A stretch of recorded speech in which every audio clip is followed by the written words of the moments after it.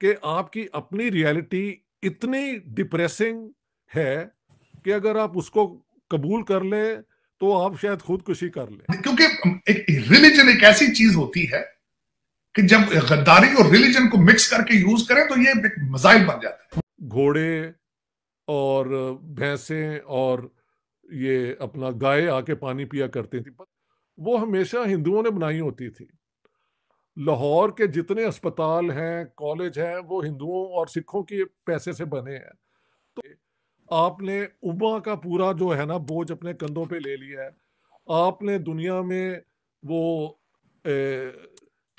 गज़वे हिंद का फलसफा ले लिया है। हिंदुस्तानी जो चस्के ले रहे हैं ना, ये बिल्कुल उस तरह के चस्के हैं जैसे हम उर्फी जावेद को देखकर चस्के गलत निकल गया, मतलब हम जैसे वहां के अदाकाराओं को देखकर चस्के लेते रहते। अब इससे आगे ये होगा, हो सकता है तावीज देना शुरू कर दे, हो सकता है कहें यार अमर बिल मारूफ के बाद अगला स्टेज ये है कि जलसों में आओ तो तावीज भी लो, फूंके मारना शुरू कर दें। अब इससे अगली स्टेज तो ये देश चलाने की एक्सपर्टीज नहीं होना, अपनी कौम को ज़बरदस्त तरीके से ट्रेन कर देना है, कैसे दूसरों घर लूटना है, कैसे दूसरों घरों से भगाना है, कैसे ज़मीनों कब्जा करना है, कैसे पूरी तरीके से लूट मार करके ज़मीनें छीननी है। अपनी कौम को 24 घंटे 365 दिन यही सिखाते रहना, सिर्फ और सिर्फ जंग लड़ने की और एकदम जिहाद की ट्रेनिंग देते रहना। इन सब चीज़ों के रिजल्ट क्या निकलते हैं? रिजल्ट वही निकलते हैं जो आज पाकिस्तान जैसे निकले। अगर आप देखो, इजराइल जैसा जो देश है, इजराइल की पब्लिक के अंदर, इजराइल के एक एक व्यक्ति के अंदर भी एक बहुत ही तगड़ी वॉर स्पिरिट है। उसके अंदर एक बहुत ही ज़बरदस्त युद्ध की भावना है। अगर एक आम इजरायली को आप देखोगे, जैसे एक आम पाकिस्तानी बहुत तेज़ी से युद्ध उसके अंदर भरा रहता है, इजरायली के अंदर भी भरा रहता है, लेकिन इजरायली के पास में एक पर्पस है। इजरायली जो है वो कम से कम अपने इतिहास के प्रति ईमानदार है। पाकिस्तानी अपने इतिहास के प्रति कैसे ईमानदार है? पाकिस्तान अपने इतिहास से भी झूठ बोल रहे हैं। पाकिस्तानी एक तो भारतीय कुछ समझते नहीं है, वो तो समझते हैं कि जो उनके बाप थे वो अलग अलग विदेशों से आए थे, सेंट्रल एशिया से आए थे, अफगानिस्तान से आए थे। तो इतिहास के साथ में भी गलत करना, उसके बाद आपके पास में कोई पर्पस भी नहीं है, टोटल फ्रॉड के आधार पर, झूठ के आधार पर आपकी विचारधारा भरी हो, तब आप अपने कौम को इस तरीके से रेडिकलाइज करते हैं, तब यही हाल होता है जैसा पाकिस्तान का हो रहा है। घोड़े और भैंसें और ये अपना गाय आके पानी पिया करती थी। पता नहीं आपकी जनरेशन ने देखा है या नहीं, मैंने लाहौर में हर जगह देखा है। वो हमेशा हिंदुओं ने बनाई होती थी। लाहौर के जितने अस्पताल हैं, कॉलेज हैं, वो हिंदुओं और सिखों के पैसे से बने हैं। तो ऐसे हिंदू भी थे जिनके कर्म जो हैं आज तक मुसलमानों की खिदमत कर रहे हैं। अगर आप इंडिया में हो और आप किसी को सो कॉल्ड लो कास्ट को इंसल्ट कर दें, वो पुलिस में जाके केस कर देता है, बिकॉज 1955 के बाद untouchability is a criminal offence. तो जहां जिनका ये इल्जाम है कास्ट सिस्टम का, वो तो उसको फाइट करते जा रहे हैं। ब्राह्मण और दलित को 1-1 वोट कर दिया है, औरत और मर्द को 1-1 वोट कर दिया है। और हम जो कहते हैं कि डेमोक्रेसी हमारे ब्लड में है, हमारे बुजुर्गों में है, the Hindu is gone, the Sikh is gone, अब आप तो मुसलमान हैं। बंगाल की बात साजिद भाई ने कारी दी है कि उनको अब प्रॉब्लम क्या हुआ था, यूनाइटेड इंडिया के अंदर हिंदू मेजॉरिटी थी तो we didn't want to live with them. Pakistan बनने के बाद बंगालीज बिकेम द मेजॉरिटी, तो वी ब्रोक अप पाकिस्तान, क्योंकि हम किसी को हुकूमत करने की इजाज़त नहीं देते सिवाय के हम करें। कांग्रेस को कहा कि तुम में और हिंदू महासभा में कोई फ़र्क नहीं है। वो दूसरी बात है कि जब अपना गांधी जी का कत्ल हुआ तो कायदे आज़म को भी मानना पड़ा कि गांधी जी बहुत बड़े ह्यूमन बीइंग थे, जिनकी वजह से जो हिंदुस्तान में मुसलमान रह गए थे उनकी जानें बची, और पाकिस्तान का जो एक 55 करोड़ का शेयर होना था वो भी मिला। मैं वैसे आपको बता रहा हूं कि जैसे स्टॉक एक्सचेंज के लोग हैं, अपना सारा पैसा बर्बाद करके अब मुझसे आके पूछते हैं, साहब अब आगे का बताइए क्या होगा। रियल एस्टेट के अंदर लोग बर्बाद हो गए, आधी कीमतें हो गई कुछ चीज़ों की, अब आके हमें बोलते हैं सर अब आगे का बताएं ना, आगे क्या होगा। आपको अपने मफादात, आपको अपने इंटरेस्ट इंडिया के साथ जोड़ने पड़ेंगे। अब आप लोग हैं, खैर आपने तो बंद कर दिए, बाकी लोग सब जोड़ रहे हैं। खैर पाकिस्तान का दिमाग तो सबसे तेज चलता, कोई नो कमेंट्स। इसके बाद उसके पास है कुछ नहीं। अब इससे आगे ये होगा, हो सकता है तावीज देना शुरू कर दे, हो सकता है कहें यार अमर बिल मारूफ के बाद अगला स्टेज ये है कि जलसों में आओ तो तावीज भी लो, फूंके मारना शुरू कर दें। अब इससे अगली स्टेज तो यही है जो मेरे पीछे पर चैलेंज करते हैं,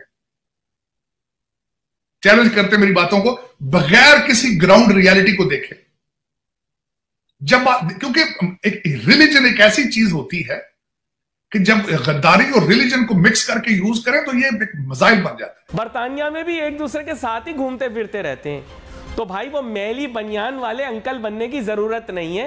आप अपना घर ठीक करो, हम में कम से कम हम पाकिस्तानी इस हिसाब से बहुत अच्छे हैं। क्योंकि दिमाग लोगों का होता है ना जी, हमारे पास एटम बम है। आपको पता है ये कहानी, हमारे यहाँ वक्तन फोक्तन आपको वीडियोज आती होंगी, कभी साद रिजवी साहब खड़े हो जाते, एक हाथ में मतलब कुरान पकड़ लो और एक हाथ में वो जो जिस बक्से में कहते हैं एटम बम रखा हुआ है। हर मोहल्ले में एक ऐसे अंकल जरूर होते हैं जो अपने घर के हालात सुधारने के बजाय टेरिस पर आकर खड़े हो जाते हैं। उन्होंने एक गंदी सी बनियान पहनी हुई होती है और दूसरों के घरों में झांक झांक के देख देख के बता रहे होते हैं कि किसके यहाँ क्या मसला है, कौन आरिया है, कौन जारिया है, किसका किसके साथ चक्कर चल रहा है, किसकी कहां पे सेटिंग चल रही है।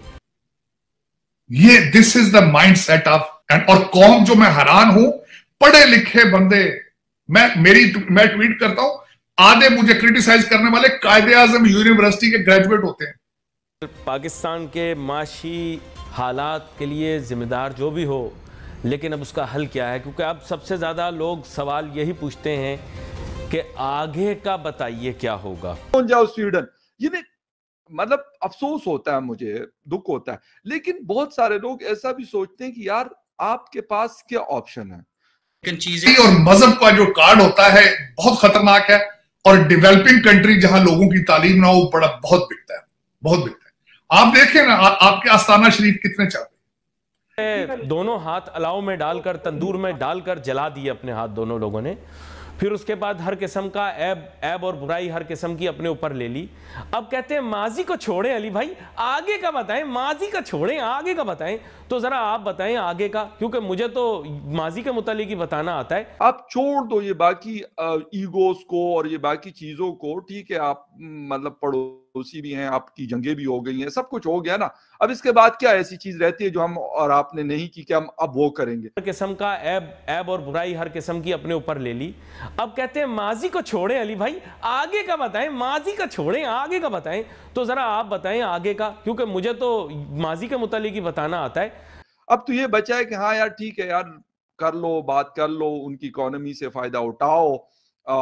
ठीक है उनको फायदा नहीं देते, लेकिन उस इकोनॉमी से आप फायदा उठा सकते हैं, और अच्छे तरीके से, पॉजिटिव वे में कह रहा हूं। पर दरारी की उस इवेंट में तो ये बदशगुनी होगी और मैं शायद वजीर आजम नहीं बन सकूं। पाकिस्तान में आतंकवाद, भूखमरी, चोरी चकारी, लूटमार, नशे की अलग अलग फसलों के खेती करना, इसके अलावा जितनी भी चीज़ें पाकिस्तान में हैं वो सब की सब 47 के पहले वहाँ के हिंदू, सिख, जैन, बौद्धों ने ही स्थापित करी थी। चाहे वहाँ पे अस्पतालों की बात करो, आप कॉलेज की बात करो, धर्मशालाओं की बात करो, मंदिरों की बात करो, अलग अलग तरीके की चैरिटेबल चीज़ों की बात करो, रैन बसेरा, खाने पीने के लिए लंगर लगाना, भंडार लगाना, सबकी प्रॉपर व्यवस्था, सब के सब जो थे पूरी तरीके से पाकिस्तानियों ने कई तो नष्ट कर दिए, कुछ एक चल भी रहे हैं, उनके नाम बदल दिए। कभी वो खुला होगा राम मूर्ति ट्रस्ट या ऐसे कुछ भी ट्रस्ट है, उसका नाम कुछ और बदल के कुछ इस्लामिक सा नाम कर दिया गया, और वो उस नाम पे ऐसी चीज़ें, वो स्कूल चल रहे हैं, कॉलेज चल रहे हैं, ऐसे ये सब भी पाकिस्तानियों ने खूब किया। अब पूरे के पूरे पाकिस्तान के अंदर जितनी इंफ्रास्ट्रक्चर आज आप देखते हो, आज इंफ्रास्ट्रक्चर इस्लामाबाद जो है, इस्लामाबाद इनका कैपिटल सिटी जो कि बहुत छोटा है, साइज में बहुत बड़ा नहीं है, उसका थोड़ा बहुत इंफ्रास्ट्रक्चर छोड़ के बाकी पूरे पाकिस्तान का जितना इंफ्रास्ट्रक्चर आप देखते हो, पुरानी पुरानी बिल्डिंगें, सब कुछ या तो अंग्रेज़ों ने बनाया या विदेशियों ने बनाया या फिर हिंदुस्तानी बना के गए थे। पाकिस्तान का खुद का बनाया हुआ कुछ भी है ही नहीं। इस्लामाबाद में भी हालांकि जो कुछ 2 4 5 बिल्डिंगें दिखती हैं, इनकी प्रेसिडेंट का आवास, प्राइम मिनिस्टर का आवास, इनकी संसद भवन, वो सब भी इनका खुद की इंजीनियरिंग नहीं, वो भी दूसरों ने ही आ करके इनके लिए की है और एक तरीके से इनके ऊपर एहसान किया है। पाकिस्तानियों ने असलियत में कुछ भी दुनिया को तो कंट्रीब्यूट करना है बहुत दूर की बात है, अपने आप भी कुछ नहीं किया। और यही वो कौम है, हमें ये भी नहीं भूलना चाहिए, यही वो पाकिस्तानी हैं जो ढकी छुपी आवाज़ में कई अलग अलग मौक़ों पर बार बार कहते रहते हैं क्या, कि इंडिया के अंदर ताजमहल इनके पूर्वजों ने बनाया, कुतुब मीनार इनके पूर्वजों ने बनाया। जितना इस तरीके का इंफ्रास्ट्रक्चर है, हज़ारों जो किले हैं यहाँ से लेकर वहाँ से लेकर सब की सब इस टाइप की चीज़ें, लाल किला, ये वो दुनियादारी, ऐसी काफ़ी सारी चीज़ें जो है वो इन्होंने बनवाई। अब चलो कुछ चीज़ों में तो, कुछ किलों में ये बात मानी जा सकती है, लेकिन ताजमहल, कुतुब मीनार, ऐसी कई चीज़ों में बार बार जब रिसर्च होती है, जब उसके ऊपर पूरी पूरी बैठक बैठाई जाती है, उसके ऊपर उसको खोजा जाता है, बीना जाता है, पूरी खंगाला जाता है, तब फैक्ट निकलते हैं हमेशा इनके विरुद्ध वाले। और अगर दुनिया में इतना ही बनाया था इनके पूर्वजों ने, तो पाकिस्तान के अंदर भी 4-5 कुतुब मीनार होने चाहिए थे। चलो 4-5 ना होते तो एक तो होता कम से कम। पाकिस्तान के अंदर भी 2-3 ताजमहल होने चाहिए थे। पाकिस्तान के अंदर भी दुनिया की एक से एक ज़बरदस्त चीज़ें, शायद बुर्ज खलीफा पाकिस्तान के ही अंदर होना चाहिए था। ऐसी चीज़ें नहीं है, सिर्फ और सिर्फ आपको वही डेवलपमेंट नज़र आएगी जो दूसरों से इन्होंने उधार में मांगी है, या बल्कि छीन ली है दूसरों से।